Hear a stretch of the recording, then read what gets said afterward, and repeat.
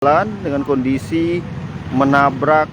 Kronologi truk tronton tabrak median jalan di Lubuk Linggau, traffic light dan lampu jalan roboh, sopir langsung kabur.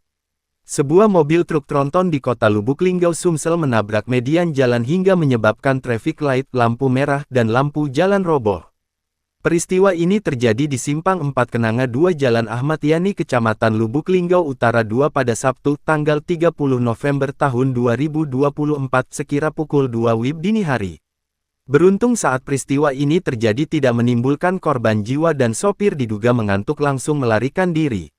Fran, warga setempat menuturkan awalnya mereka mendengar suara dentuman keras, kemudian mereka keluar melihat posisi mobil sudah di atas median jalan. "Duar kami kaget langsung keluar rumah, melihat mobil sudah di atas median jalan," ungkap Fran pada Tribun Sumsel.com, Sabtu, tanggal 30 November tahun 2024.